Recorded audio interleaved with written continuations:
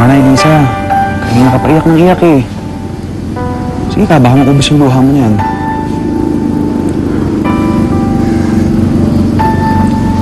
Bakit ganun, Luis? Bakit hindi mo lang niya ako pinaniwalaan? Bakit hindi mo lang siya nakinig sa akin? Elisa, hindi mo siya masisisi. Mahabang panahon na nagdaan. Marami nagbago. Pero bakit ang pagmamahal ko sa kanya hindi man lang nagbago?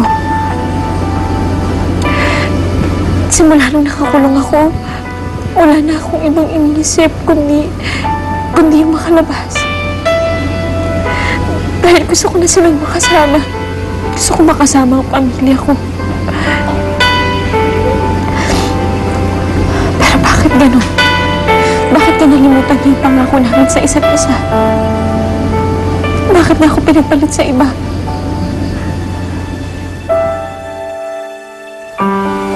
Tinatanggap kita bilang aking kaisang dibdib, bilang kabiyak na aking puso. Salamat dahil ngayon lang ulit ako naging masaya. Natatakot nga ako baka magising ako sa panaginip na to eh. Hindi panaginip to. Ngayon yung simula ng mga pangarap natin. Pinapangako ko na babalik ako at magkakasama tayo ulit. Patawarin mo sana ako kung hindi ako nakapagpaalam sa'yo. Pero balang araw may intindihan mo rin ang lahat. Isn't that enough proof for you?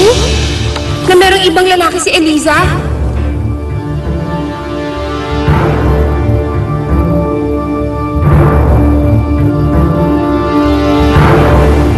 Michael, salamat kanina.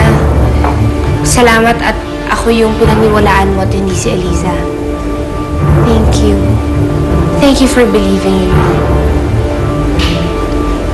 Oo nga pala, nakausap ko yung travel agency. Ang sabi, magagawa naman daw ng paraan yung pagpaparebook natin. Bukas, pwede na. Basta sabihin ko sa kanila kagad.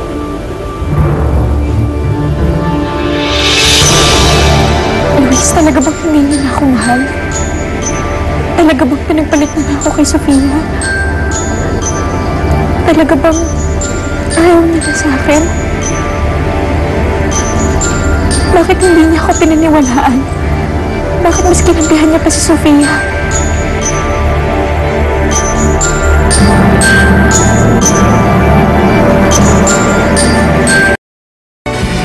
Michael,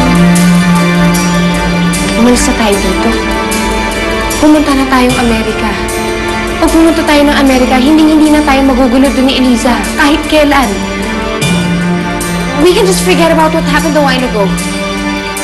Forget about Eliza. Manloloko siya, sinungaling. Manlalandi siya ng ibang lalaki, tapos babalik siya dito. Ang kapal naman ng mukha niya. Tapos narinig mo kung ano-ano pang kasinungaling yung sinabi tungkol sa akin. Walang kwentang tao yan, Michael. Napakasinungaling yung taong yan. Sofia, pwede ba tumigil ka na? Don't tell me you actually believe her lies. Huwag mo naman sabihin sa akin na naniniwala ka sa mga binibintang niya sa akin. Sofia, hindi ko na alam. Asawa mo ko. You should know better than that. Dapat alam mo na hindi ko kayang gawin yung mga binibintang niya sa akin. Ewan ko. Gulong-gulo na ako. Pero alam mo kung ano yung pinakamasakit? Ang pinagbintangan niya ako ng may ibang lalaki. Kahit kailan, hindi ko pwedeng gawin sa kanya yun. Hindi ko magagawa sa kanya yun. Bakit siya naniwalang kaya kong gawin yun? At yung mga litrato, yung mga litratong sinasabi nila sa akin, hindi ko alam yun. Panahon na siguro para malaman mo lahat ang tungkol na nangyari sa'yo.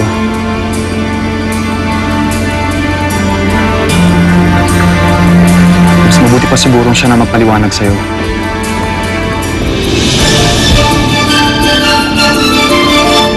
Dr. Dave? Tapos na kayo ni Elisa. There's no sense in talking to her. May pamilya ka na. Masaya kayo. Kalimutan mo na si Elisa. At huwag kang maniniwala sa mga kasinungalingan niya. Just remember, Niloko ka niya noon. I have to get rid of her now! Hindi natin pwedeng gawin yun ngayon. Masyadong marami ng taong nakakaalam na nakabalik si Elisa. Kailangan sabihin mo kay Michael ang totoo. Sabihin mo sa kanya lahat. If we do that now, at papatay natin siya, tayo ang sususpetsahan. Babawiin ko kung ano yung sa akin.